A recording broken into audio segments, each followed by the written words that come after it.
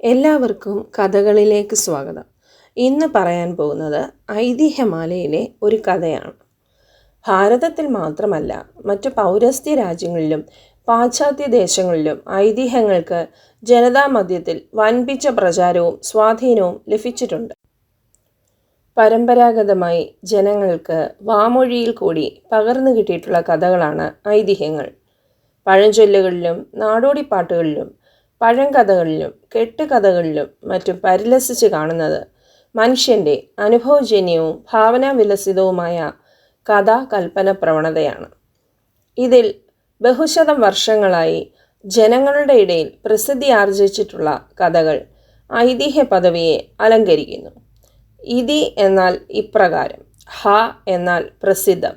ഇങ്ങനെ അർത്ഥമുള്ള രണ്ട് ശബ്ദങ്ങളിൽ നിന്നാണ് ഐതിഹ്യം, ഇതിഹാസം എന്നീ പദങ്ങളുടെ ഉൽപ്പത്തി തന്നെ.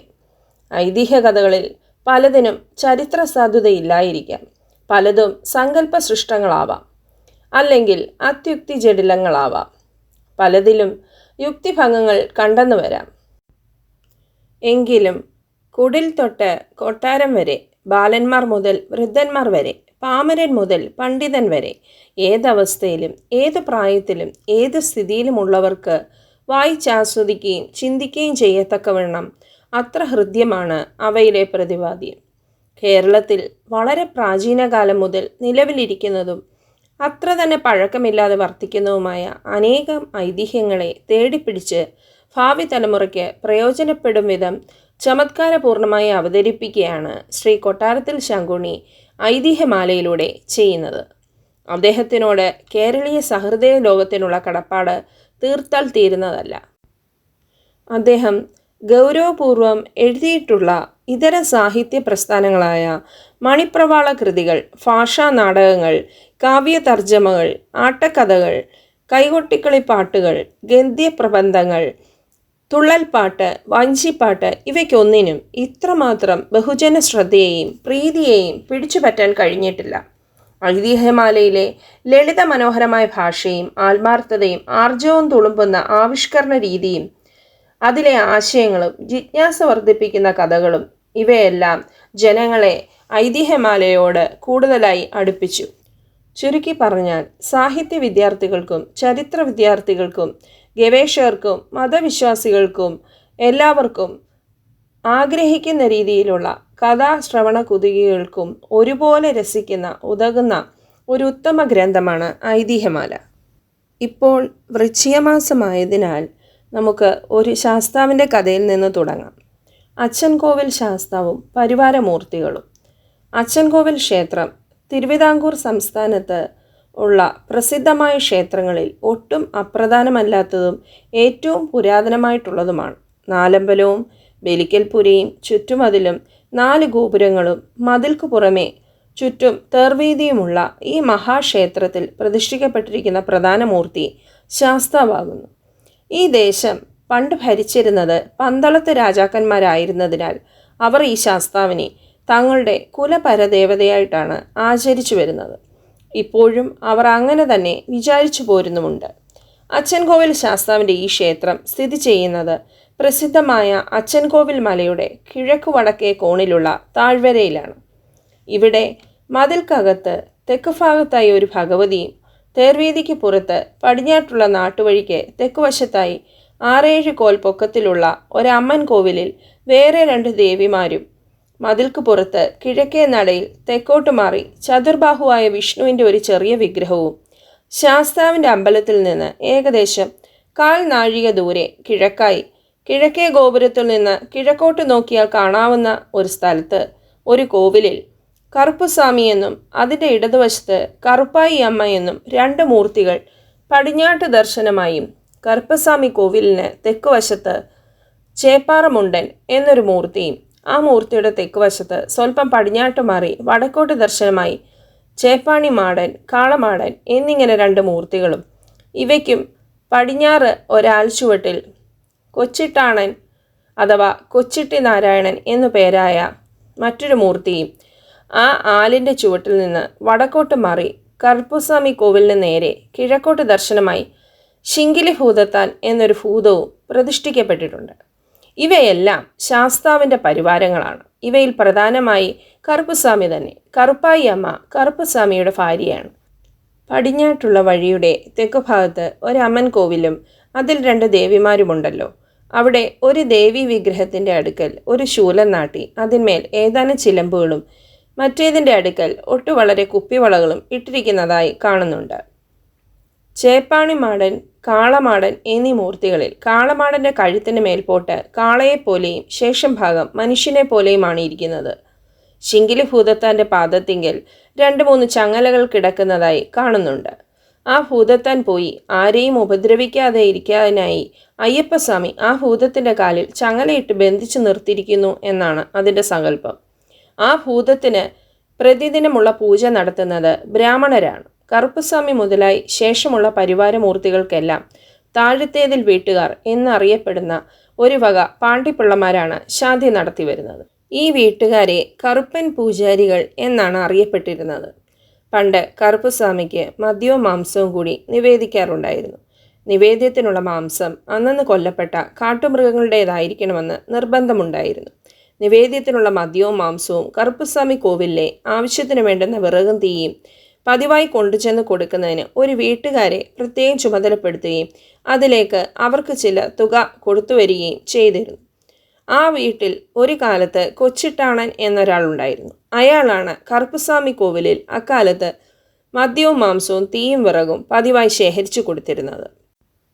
ഒരു ദിവസം അതിരാവിലെ കൊച്ചിട്ടാണൻ മാംസം തേടി കാട്ടിൽ ചെന്നപ്പോൾ അയാളെ ഒരു കടമാൻ പോത്ത് ആക്രമിക്കുകയും ആ കുത്തേറ്റ് അയാൾ മരിക്കുകയും ചെയ്തു. അന്ന് പൂജയ്ക്കുള്ള സമയമായിട്ടും കൊച്ചിട്ടാണൻ മടങ്ങി വരായികയാൽ അയാളുടെ വീട്ടിലുണ്ടായിരുന്നവർ വ്യസനാകുലരായി തീർന്നു. നിവേദ്യത്തിനുള്ള സാധനങ്ങൾ സമയത്തിന് കിട്ടായികയാൽ പൂജാരി കോപിച്ചു വിറച്ചു തുടങ്ങി. ആ സമയം അയാളിൽ കറുപ്പുസ്വാമിയുടെ ആവേശമുണ്ടായികയാൽ അയാൾ വിറച്ചു തുള്ളി തുള്ളി അയാൾ കാട്ടിലേക്ക് ഓടിപ്പോയി. കുറച്ചു സമയം കഴിഞ്ഞപ്പോൾ അയാൾ ഏറ്റവും വലിയതായ ഒരു കടമാൻ പോത്തിനെ കൊമ്പിൽ പിടിച്ച് വലിച്ചിഴിച്ച് കിഴക്കേ ഗോപുരത്തിനെങ്കിൽ കൊണ്ടുവരികയും അവിടെ നിന്ന് അത്യുച്ചത്തിൽ ഒന്ന് അട്ടഹസിക്കുകയും ചെയ്തു. അട്ടഹാസം കേട്ട് അവിടെ അസംഖ്യം ജനങ്ങൾ വന്നുകൂടി. അപ്പോൾ കറുപ്പുസ്വാമി ദേഹത്ത് പ്രവേശിച്ച പൂജാരി തുള്ളി കൽപ്പിച്ചപ്പോഴാണ് കൊച്ചിട്ടാണൻ മരിച്ചുപോയി എന്ന് എല്ലാവരും അറിഞ്ഞത്. കറുപ്പുസ്വാമി ആ കടമാൻ പോത്തിനെ കൊമ്പുകളിൽ പിടിച്ച് തലയോളം ഉയർത്തി 3 പ്രാവശ്യം ചുറ്റിയിട്ട് ഒരേറ് കൊടുത്തു. കൊമ്പുകൾ സ്വാമിയുടെ കൈകളിൽ തന്നെ ഇരുന്നു. കടമാൻ പോത്തിൻ്റെ ഉടൽ ഒരാലിൻ്റെ ചുവട്ടിൽ ചെന്ന് വീണു. ദുർമരണ നിമിത്തം അർഗുലയായി തീർന്ന കൊച്ചിട്ടാണനെ ആ ആലിൻ്റെ ചുവട്ടിൽ തന്നെ കടമാൻ പോത്തിൻ്റെ ഉടൽ ചെന്ന് വീണ സ്ഥലത്ത് പ്രതിഷ്ഠിച്ചു കൊള്ളണമെന്നും മദ്യവും മാംസവും മേലാൽ നിവേദിക്കേണ്ടെന്നും കറുപ്പുസ്വാമി കൽപ്പിക്കിയാൽ കൊച്ചിട്ടാണനെ ആ സ്ഥലത്ത് പ്രതിഷ്ഠിക്കുകയും അക്കാലം മുതൽ കറുപ്പുസ്വാമിക്ക് മദ്യവും മാംസവും നിവേദ്യം വേണ്ടെന്ന് വയ്ക്കുകയും ചെയ്തു.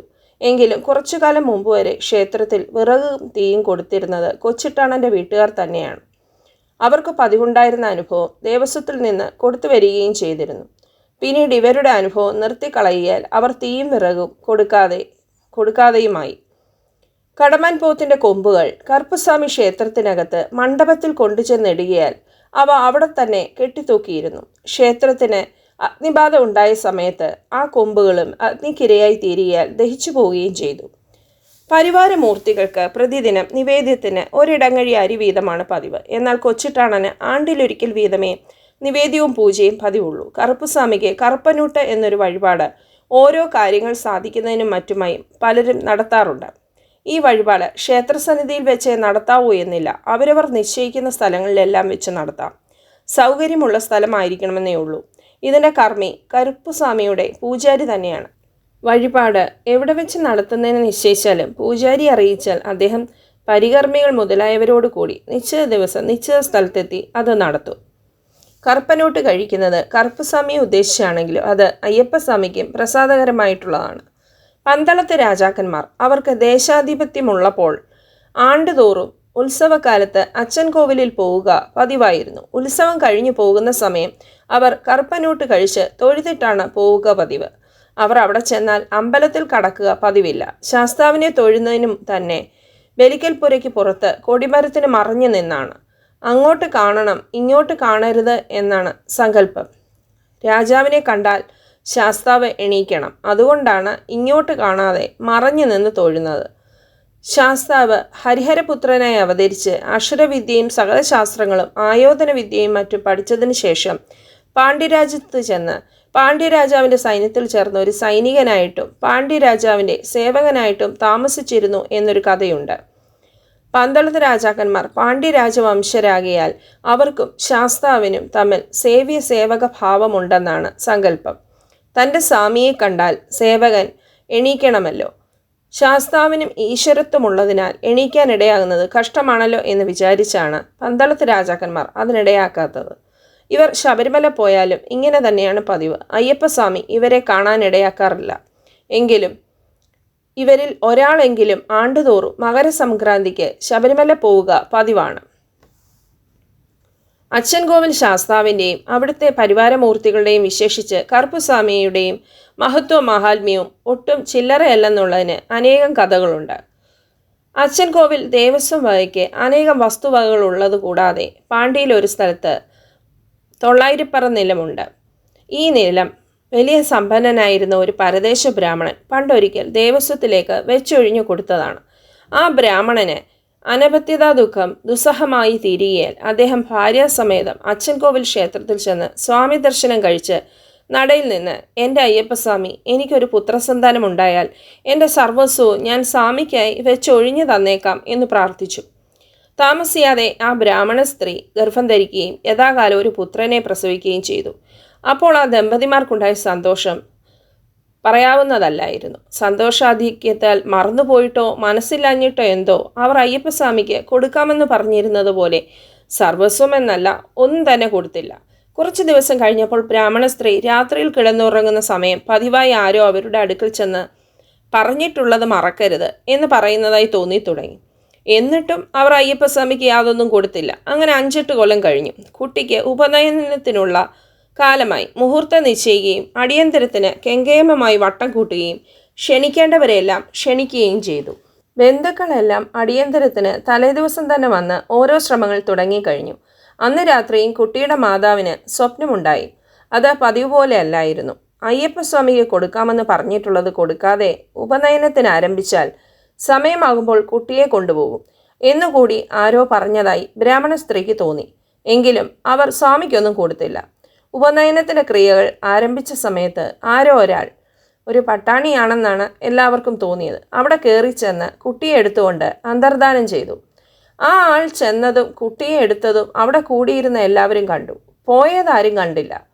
കുട്ടിയെ കാണാതെയായപ്പോഴേക്കും അവിടെ എല്ലാവർക്കും പരിഭ്രമമുണ്ടായി. കുട്ടിയുടെ മാതാപിതാക്കളുടെ വിഷമം അവർക്ക് സന്തതി ഉണ്ടാകാതെ ഇരുന്ന കാലത്തേതിനേക്കാൾ അധികമായിരുന്നു. അവർ മാറത്തും തലയ്ക്കും അടിച്ചുകൊണ്ട് മുറവിളി തുടങ്ങി. അപ്പോൾ ചിലർ, അയ്യപ്പസ്വാമിക്ക് കൊടുക്കാമെന്ന് പറഞ്ഞത് കൊടുക്കാഞ്ഞിട്ടാണ് ഇങ്ങനെ വന്നത്, കണക്കായിപ്പോയി. ലുബ്ധന്മാർക്ക് ഇങ്ങനെ തന്നെ വേണം. അച്ചൻകോവിൽ ശാസ്താവ് ആരുടെയും കളിപ്പിള്ളയല്ലെന്ന് ഇനിയെങ്കിലും മനസ്സിലാക്കിക്കൊള്ളട്ടെ എന്നൊക്കെ പറഞ്ഞ് അവരെ ശകാരിച്ചു തുടങ്ങി. മറ്റു ചിലർ സാന്ത്വന വാക്കുകൾ കൊണ്ട് അവരെ ആശ്വസിപ്പിക്കാൻ ശ്രമിച്ചു തുടങ്ങി. സ്വാമിക്ക് കൊടുക്കാമെന്ന് പറഞ്ഞിട്ടുള്ളത് കൊടുക്കാഞ്ഞാലാണ് ഈ ആപത്തുണ്ടായത്. ഈ ദുഷ്ടൻ ധനത്തിലുള്ള അത്യാർത്തി നിമിത്തം അത് കൊടുക്കാതെ ഇരുന്നിട്ടാണ് എൻ്റെ ഓമന മകൻ പോയത് എന്നും മറ്റും പറഞ്ഞ് ബ്രാഹ്മണ സ്ത്രീ ബ്രാഹ്മണനെയും സ്വാമിക്ക് കൊടുക്കാമെന്ന് പറഞ്ഞിട്ടുള്ളത് കൊടുക്കുന്നതിന് എനിക്ക് പൂർണ്ണ സമ്മതമാണ്. ഈ ദുഷ്ട സമ്മതിക്കാഞ്ഞിട്ടാണ് ഞാൻ കൊടുക്കാതെ ഇരുന്നത്. ഇവൾ നിമിത്തം ഏകസന്താനം നഷ്ടപ്പെട്ടു എന്നും മറ്റും പറഞ്ഞ് ബ്രാഹ്മണ സ്ത്രീയെയും ശകാരിച്ചു തുടങ്ങി.